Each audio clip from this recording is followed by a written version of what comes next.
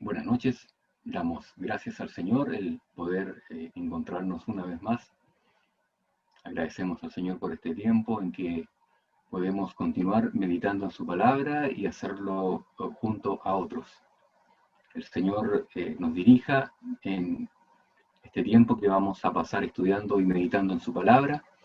Antes de comenzar y avanzar por esta carta que estamos estudiando, quisiera invitarle a que nos pudiésemos encomendar al Señor para pedir su guía, su dirección en lo que se ha de decir. Les invito ahora. Padre Celestial, queremos darte gracias en este tiempo, Señor. Darte gracias porque nos podemos reunir nuevamente, Señor, de esta manera y pedir tu guía, tu dirección una vez más, Señor. Pedir que tu palabra sea hablando a nuestros corazones, Señor. Nos seas preparando para estar concentrados y atentos a tu palabra, Señor, a lo que tú has de decir y comunicar a través de ella. Te rogamos por todo este tiempo, Señor, me dirijas también para que todo lo que sea de decir sea de edificación y glorifique tu nombre. Lo pedimos todo en el nombre del Señor Jesús. Amén. Bien, continuamos avanzando por esta primera carta a los Corintios. Estamos en el capítulo 3. La semana pasada habíamos comenzado este capítulo 3. Les invito a que podamos leer lo que se habló, algo de lo que se habló el miércoles pasado. Primera carta a los Corintios, el capítulo 3, versículos 1 al 4. Dice así la palabra de Dios. De manera que yo, hermanos, no pude hablaros como a espirituales, sino como a carnales, como a niños en Cristo.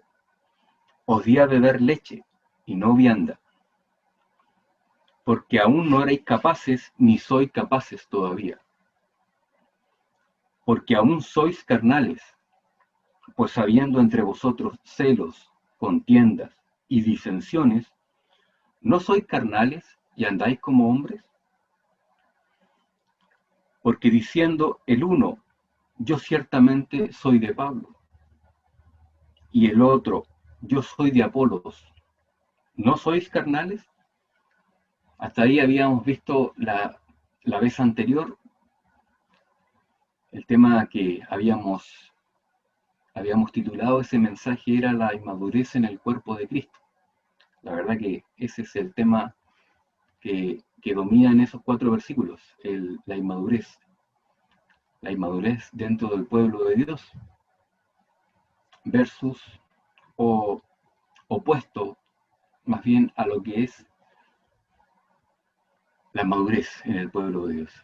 Los inmaduros y los maduros, los espirituales y los carnales, algo que es una realidad en el pueblo de Dios. En el pueblo de Dios nos encontramos con estas dos clases de personas, aquellos que ya entraron en el camino hacia la madurez y los otros que se conformaron con creer en Cristo, pero continúan aún en un estado de inmadurez, de infancia espiritual.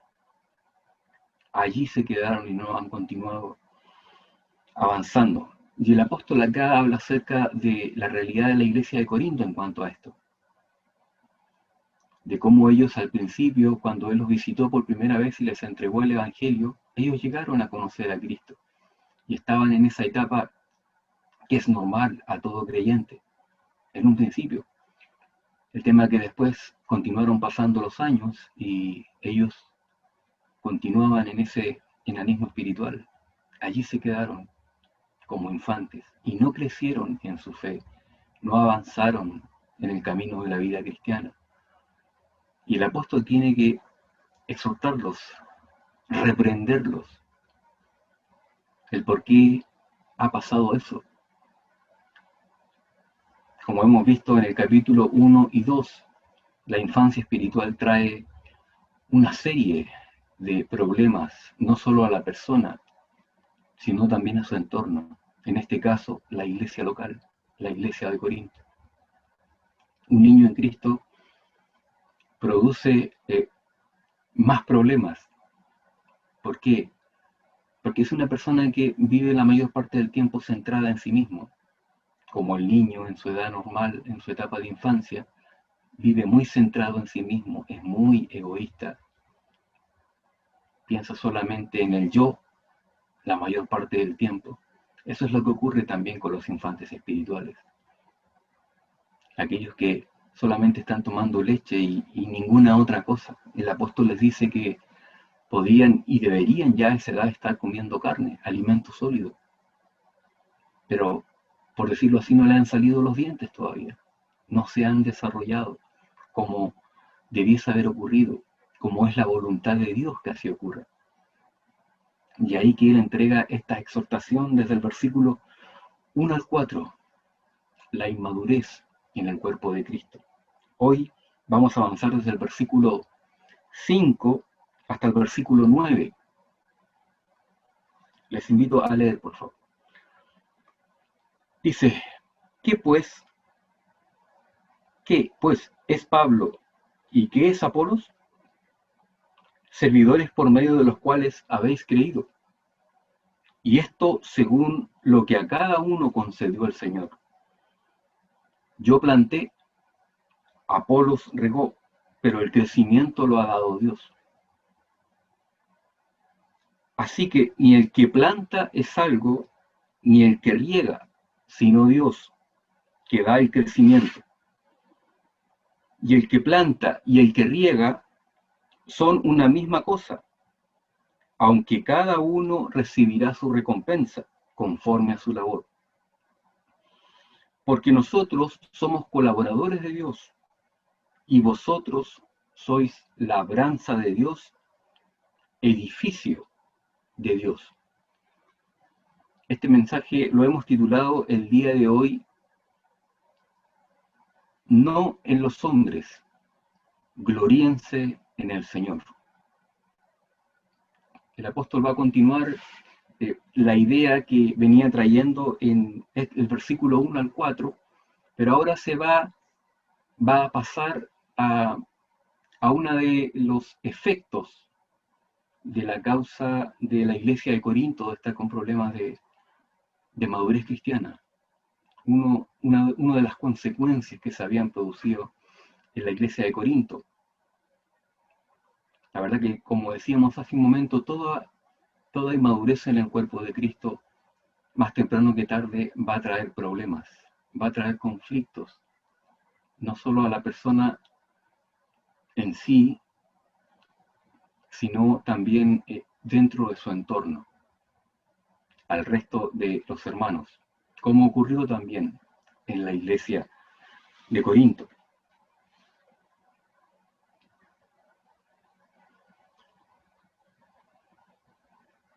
Bueno, dice que los corintios, en su inmadurez, no se veían a través de Cristo, sino a través de sus líderes humanos. Es lo que nos menciona el capítulo 1 de esta primera carta, el versículo 12, que quisiera leerlo. Dice, quiero decir que cada uno de vosotros dice, yo soy de Pablo, y yo de Apolos, y yo de Cefas, y yo de Cristo. Esto es lo que tiene que ver con el versículo 5 que acabamos de leer, que dice, ¿qué pues es Pablo y qué es Apolos? Servidores por medio de los cuales habéis creído. Y esto según lo que a cada uno concedió el Señor. También este mismo capítulo 3, versículo 4, que dice, porque diciendo el uno, yo ciertamente soy de Pablo, y el otro, yo soy de Apolos, ¿no sois carnales? La verdad que el ministerio cristiano no consiste en este juego egocéntrico. No es un medio, el ministerio cristiano, para poder obtener una mejor posición. Llama la atención también que en este versículo, el versículo 5, el apóstol no dice quién pues es Pablo, sino que dice qué es Pablo. El apóstol lo va a expresar de esta manera para que nosotros no nos fijemos, para que fijemos la atención no en el predicador, sino en la función que éste cumple dentro del cuerpo de Cristo. Lo que cuenta aquí es el qué, la función que desempeña tal persona. No es el quién, en el contexto de lo que estamos viendo. En relación a esto será lo que se hablará en esta sección del capítulo 3. ¿Qué pues es Pablo y qué es Apolos? Se vuelve a mencionar nuevamente a estas dos personas. Las encontramos, como vimos hace un momento, en el capítulo 1, versículo 12, y nuevamente las encontramos también en el versículo 4. Término que llama la atención acá es servidores. El término en griego es diácono, que significa ministro. En la cultura griega se utilizaba este término en relación a aquel que servía a las mesas, lo que pudiéramos decir hoy día un mesero. Así se expresaba en la cultura griega, se ilustraba en la cultura griega un diácono, un servidor, uno que sirve a las mesas. En esta primera carta, en el capítulo 4 y el versículo 1, dice: así pues, téngannos los hombres por servidores de Cristo y administradores de los misterios de Dios. En la carta a los Colosenses, el capítulo 1 y el versículo 25, dice: de la cual fui hecho ministro según la administración de Dios, que me fue dada para con vosotros, para que anuncie cumplidamente la palabra de Dios. Y ahí aparece el término también, el término ministro, que es lo que tiene que ver y se traduce aquí en este versículo 5 como servidor. Llama la atención también que aunque Pablo era un apóstol, se pone al mismo nivel que Apolos, como un servidor.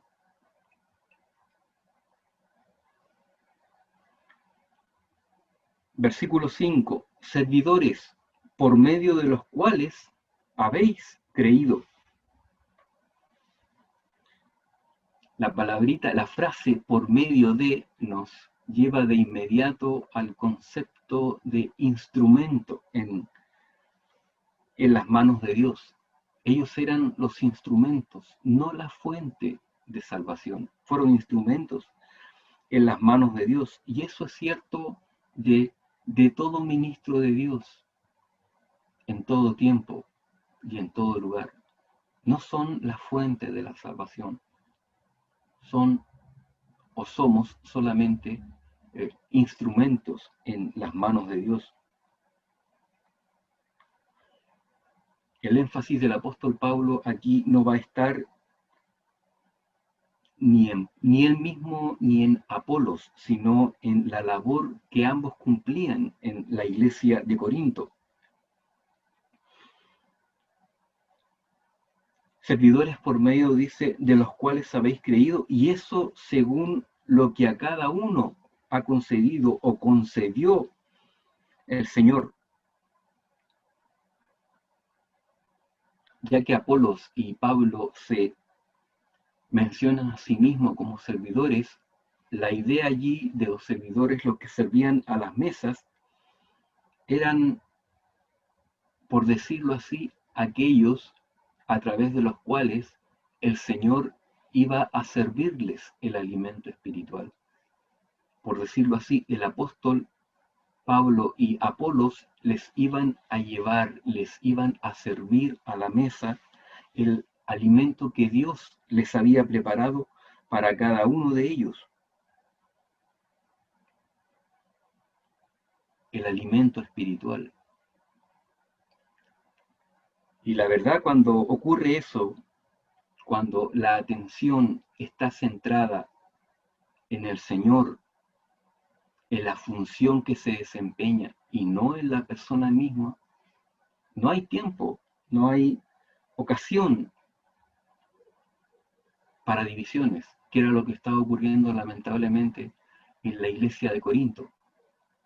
Se estaba dividiendo, se estaban creando partidismos, estaban surgiendo todos esos conflictos porque la iglesia estaba mirando a los hombres en vez de mirar al Señor. En vez de enfocarse en el Señor, se estaban enfocando en los hombres. Y eso pasa con los niños en Cristo. No se enfocan en quien debieran enfocarse, sino que en la persona equivocada. Versículo 6.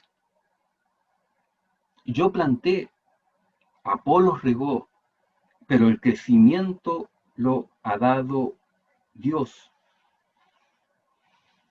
El apóstol continúa presentándose él y Apolos como instrumentos. Y nuevamente continúa también enfocando en la persona de Dios. Ellos no eran obreros autosuficientes en la obra de Dios. ¿Por qué? Porque todo provenía del Señor. Cada uno había utilizado su don respectivo. Él dice, yo planté, Apolos regó. Estaban realizando cada uno una función de acuerdo al don que el Señor les había entregado. Ambos se habían dedicado a esa labor exterior, por así decirlo, entregar y enseñar la palabra. Con esto se da a entender, al mencionar que es una labor exterior, es que ellos no pueden, no están en condiciones, no tienen el poder para convertir el corazón. No tienen el poder para realizar la obra interna de la persona.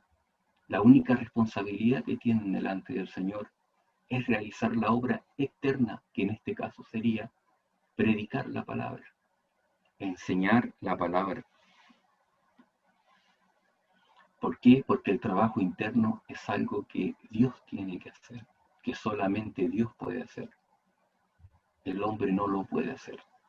El apóstol Pablo y Apolos no tenían la capacidad de convertir el corazón. Solo Dios tiene esa capacidad y Él es el que lo hace.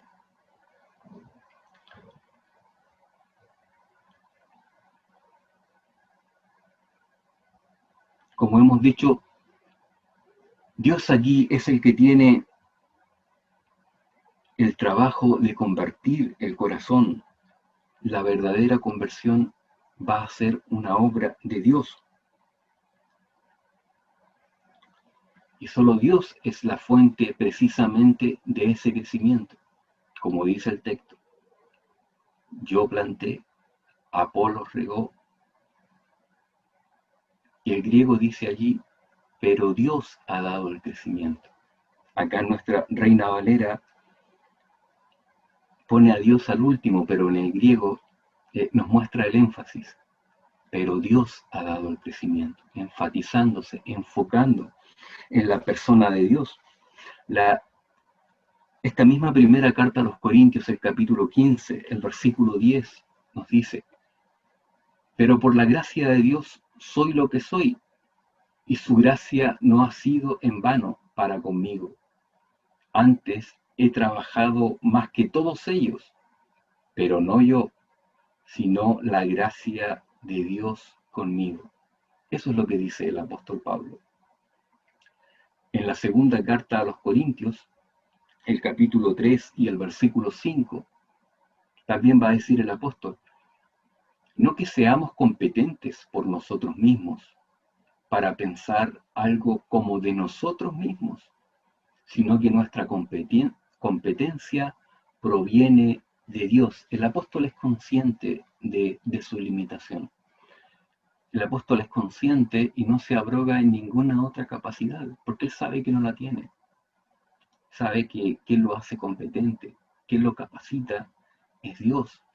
Él sabe perfectamente que la responsabilidad de él es ministrar la palabra, entregar la palabra, ministrar con su don, y que el éxito de eso, el resultado de eso, proviene de Dios y no depende de él.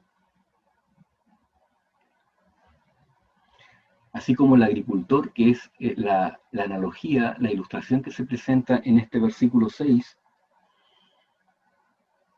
el agricultor prepara la tierra, siembra la semilla y la riega. No puede hacer que el sol brille, que el viento sople y que caiga la lluvia. No puede hacer que las plantas crezcan. Depende completamente de Dios para la cosecha. Lo mismo que ocurre en el campo de la agricultura, lo mismo ocurre también en el terreno espiritual. Nosotros, como ministros de la palabra de Dios, tenemos una responsabilidad: entregar el Evangelio, ministrar con la palabra de Dios. Pero el éxito de eso, el resultado de eso, ya escapa a nosotros. Y ahí entra Dios directamente a hacer la obra en el corazón.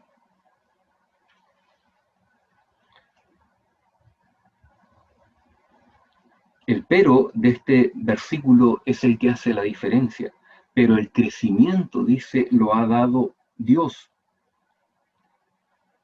Los versos griegos aquí utilizados indican que el trabajo de Pablo y Apolos era transitorio, mientras que el de Dios es una obra continua.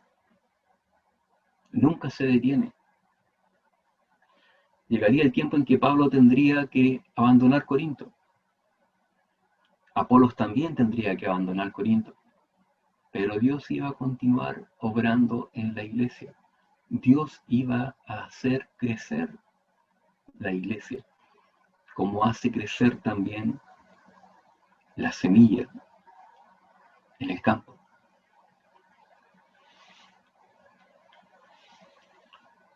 Unos tienen una misión transitoria y si no están haciendo esa función.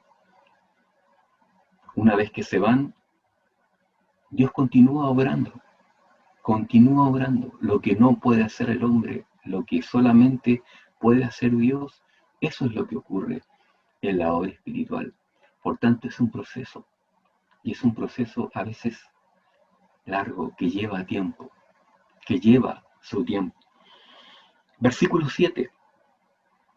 Así que ni el que planta es salvo, ni el que riega, sino Dios que da el crecimiento. El apóstol continúa enfatizando en la misma idea.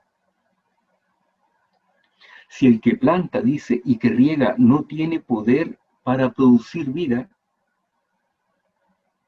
¿por qué debiera haber competencias entre ellos? Pensando en lo que estaba ocurriendo en la iglesia de Corinto. No, si no había poder en ellos mismos, no debiesen por qué haber esas competencias o esos partidismos que se habían formado en torno a los predicadores, a Pablo, a Apolos, a Cefas, que es también el que se menciona. Como vemos, Dios no era el que estaba recibiendo la gloria en la iglesia de Corinto, la estaban recibiendo los líderes humanos, lamentablemente. Gálatas capítulo 6, versículo 3, dice, porque el que se cree ser algo, no siendo nada, a sí mismo se engaña. Y es lo que nos dice el versículo 7. Así que ni el que planta es algo, ni el que riega, sino Dios que da el crecimiento. Llama la atención que Pablo en este versículo 7 ya no va a mencionar ningún nombre. No aparece su nombre ni el de Apolos. Y no es que desprecie el apóstol la obra de los predicadores o que la tenga en menos. va a omitir a propósito sus nombres para mostrar aquí a los lectores, a los corintios, que Dios es el determinante, que Dios es el Señor de la obra, no otros, no ellos, es Dios y solo Dios. Versículo 8. Y el que planta y el que riega son una misma cosa, aunque cada uno recibirá su recompensa conforme a su labor. El apóstol Pablo y Apolo jamás tuvieron en sí la idea ni el pensamiento de competir entre sí. Sirvieron juntos, lo hicieron en unidad para la gloria de Dios. No compitieron, no se convirtieron en rivales, porque eso ocurre con los niños en Cristo. Con los niños en Cristo ocurren estas cuestiones, las rivalidades, los conflictos, cuando hay inmadurez espiritual. Ambos se reconocían una misma cosa, instrumentos en las manos de Dios, nada más que eso. Si eran una misma cosa, como nos dice el texto acá, no debiese haber habido rivalidades, divisiones, partidismos y competencias. En lugar de eso, ¿qué había? Entre ellos había unidad, había armonía, había integración, había comunión. Pero con el resto de la iglesia no era así. Lamentablemente así, era así.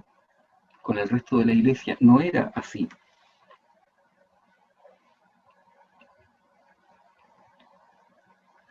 Este principio se puede aplicar a todo tipo de ministerio.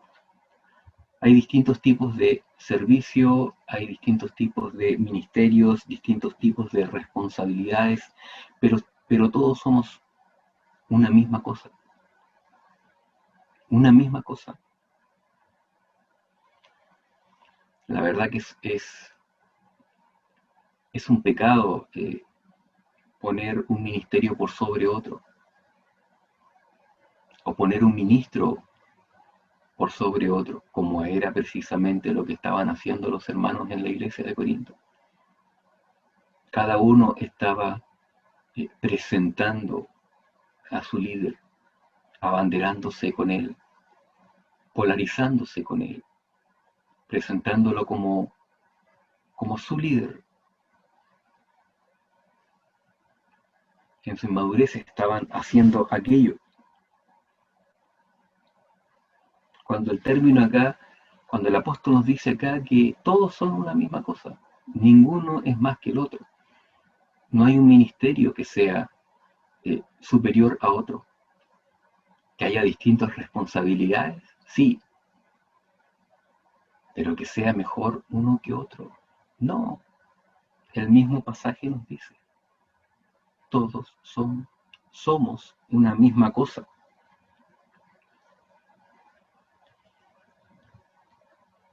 Estas preferencias son tan dañinas en el cuerpo de Cristo. Hacen tanto daño cuando la iglesia se abanderiza, se polariza con ciertos predicadores, cuando prefiere a uno por sobre el otro, cuando ese no es el propósito de Dios. Todos cumplen una función en el cuerpo, nadie sobra, Dios no desecha a nadie. No debemos tener un concepto de sí más alto que el que debemos tener.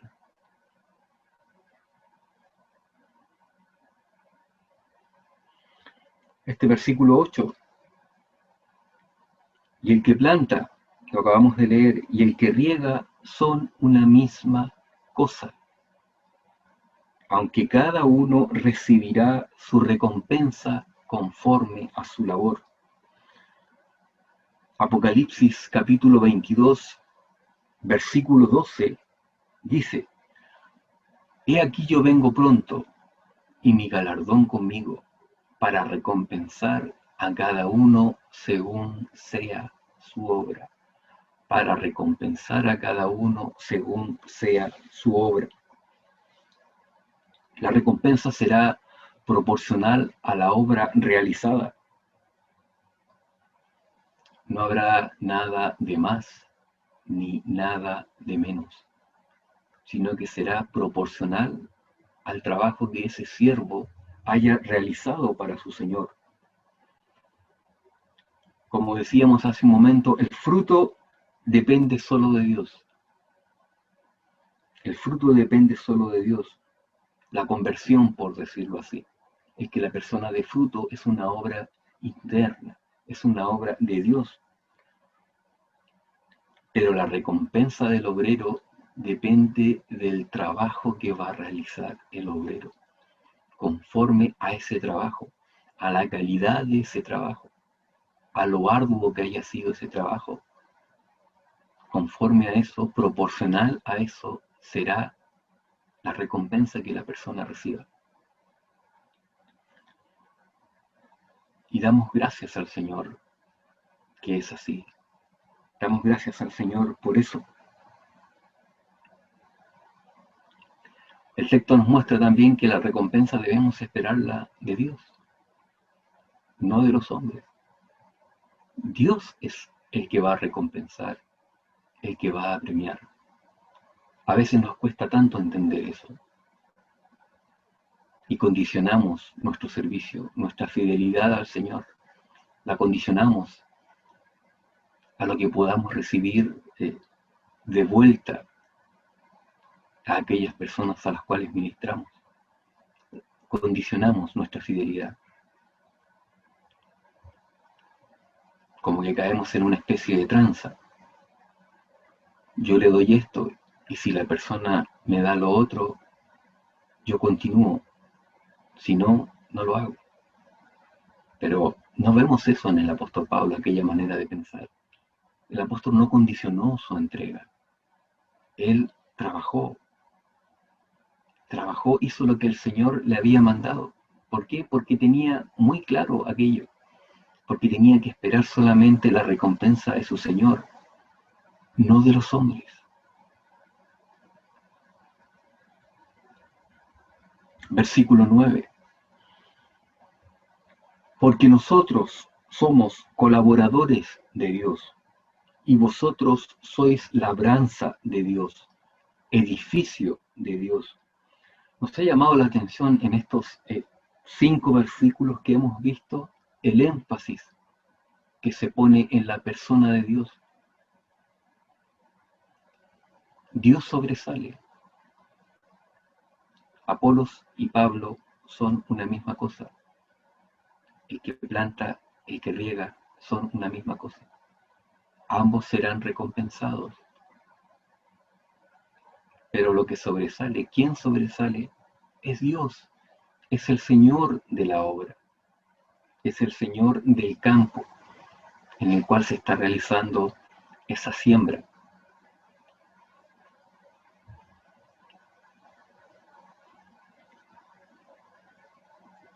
El apóstol también quiere hacerle ver aquí a los corintios que estos ministros no están sirviendo en su propia empresa, sino que sirven en la empresa de Dios. Es de Dios la empresa, es de Dios el campo, es de Dios el negocio, si pudiéramos decirlo, no de ellos. Y todo lo que se menciona en este versículo 9 precisamente pertenece también a Dios. Porque somos colaboradores de Dios, que pertenecen a Dios. Y vosotros sois labranza de Dios, edificio de Dios. Todo pertenece a Dios. Nosotros somos solamente obreros, administradores, instrumentos, obreros en la obra de Dios. Pero la obra es del Señor, solo de Él.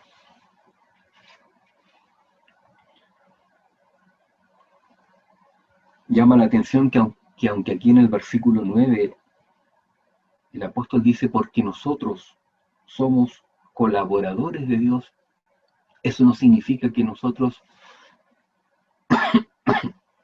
perdón, no significa que nosotros ayudamos a Dios.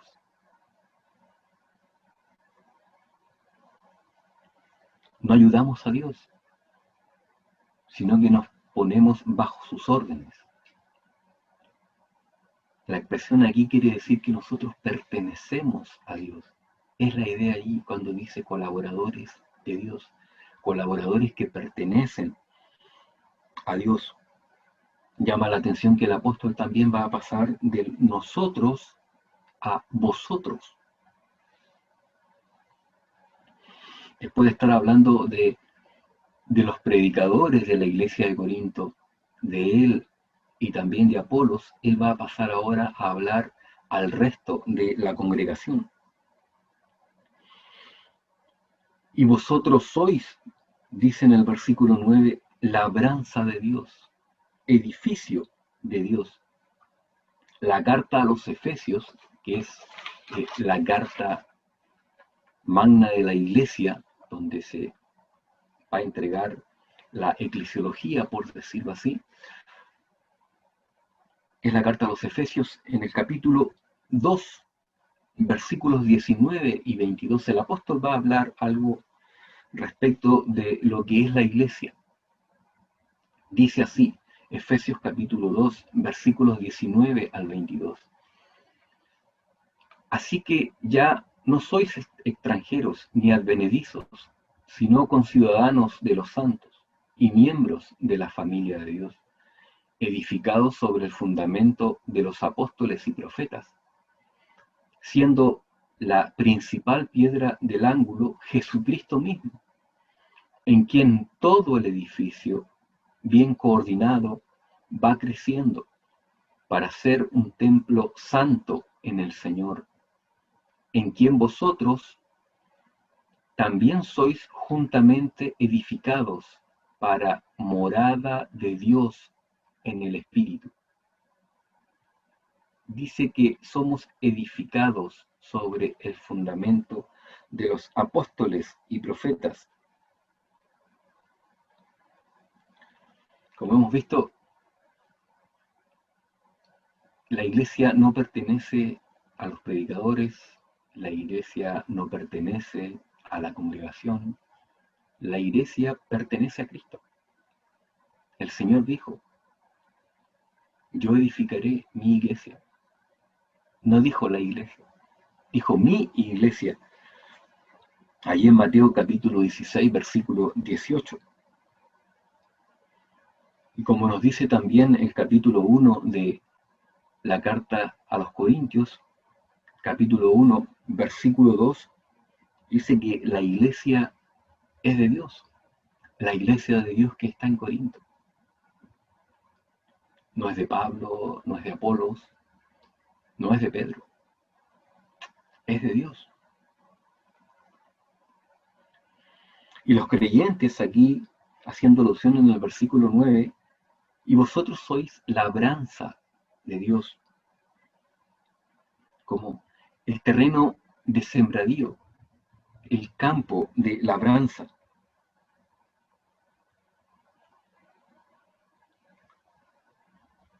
Labranza de Dios, solo de Él y de nadie más que Él.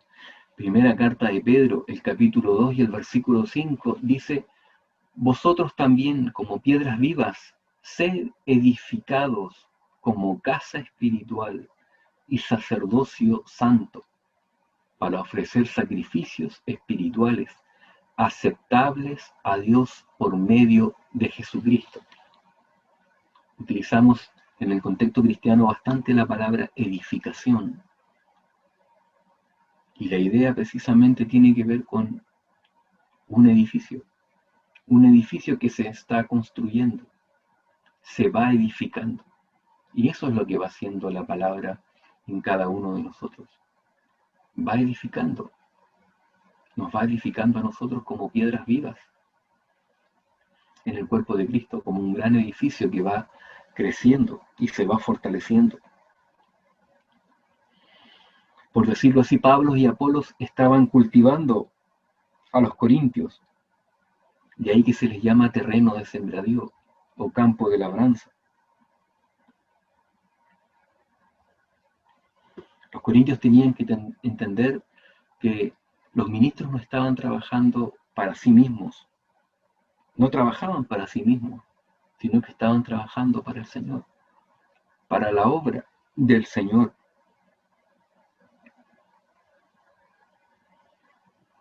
Y que la gloria por toda la obra que ellos estaban desempeñando también no correspondía a nadie más, sino solo al Señor.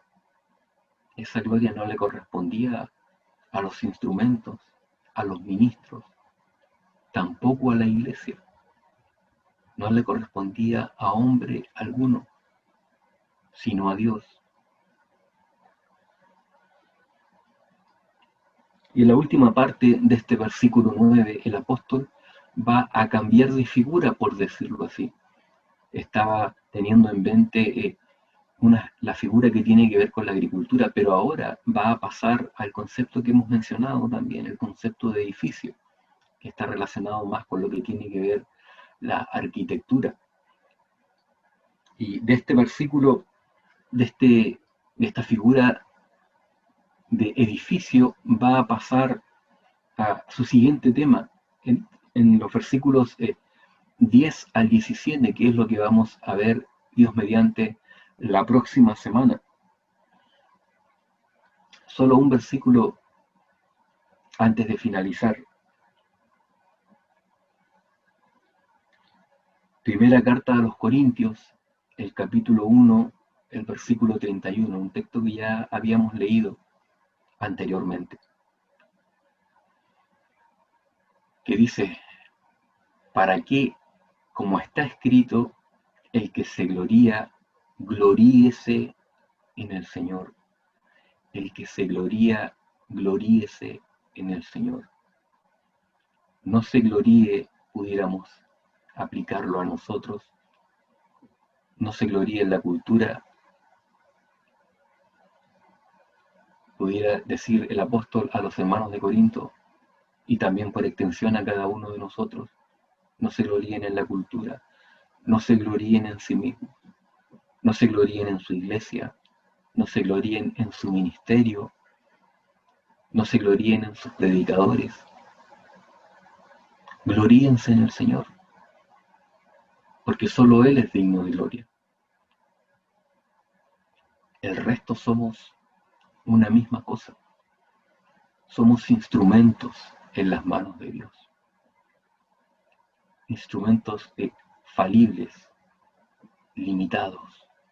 Todos somos una misma cosa. Desde los pastores hasta el último hermano que se haya añadido al cuerpo de Cristo. Todos somos una misma cosa, con distintas responsabilidades, pero siempre siendo una misma cosa. Ninguno por sobre otro, ningún ministerio por sobre otro, ningún ministro por sobre otro, ningún hermano por sobre otro. Porque solamente el Señor es el que está arriba. Él es el que sobresale. Él es el determinante. Él es el Señor de la obra. Todos los demás somos colaboradores, somos obreros en su campo. En su campo en el cual el Señor desea que nos desempeñemos, sirviendo, ministrando con los dones que Él nos ha entregado. El Señor bendiga su palabra en cada uno de nuestros corazones. Les invito a orar antes de finalizar. Padre Celestial, te damos muchas gracias por este tiempo. Te rogamos, Señor, porque esta breve reflexión tú la uses en nuestros corazones, Señor. Hay tanto que debemos continuar aprendiendo, hay tanto que necesitamos volver a escuchar, Señor. Y tú no tienes ningún problema en repetirnos las cosas una y otra vez, Señor. Porque somos olvidadizos, Señor. Y te damos gracias por tu paciencia, Señor. Te damos gracias porque nos tratas, Señor, con tanta gracia, con tanta misericordia, con tanto cuidado, Señor. De la misma manera que tú deseas también que nosotros tratemos a los demás, Señor. con gracia, con paciencia, con largura de ánimo, Señor. Padre Celestial, que esta palabra que ha sido entregada tú la uses en nuestros corazones, Señor, conforme a lo que necesitamos aprender, Señor, conforme a lo que necesitamos volver a escuchar. Glorifícate en tu palabra, Señor. Usa tu palabra en nuestros corazones. Que esa palabra entregada no caiga en tierra, Señor. Que esa palabra entregada dé su fruto, ese fruto que solamente tú puedes producir, esa obra interior que solamente tú puedes realizar, Señor. Porque el resto de nosotros nos remitimos, Señor, nos limitamos solamente al trabajo externo. Te damos muchas gracias, Señor, y lo hacemos en el nombre del Señor Jesús. Amén. Agradecemos al Señor este tiempo y deseamos que esta palabra que ha sido entregada, el Señor la continúe martillando en cada uno de nuestros corazones. Nos volveremos a encontrar, Dios mediante, la próxima semana, próximo miércoles, para continuar avanzando por este capítulo 3. Le invito a leer el capítulo 3 para que ya venga con una idea de lo que se va a ver, se va a hablar. El Señor le bendice. Buenas noches.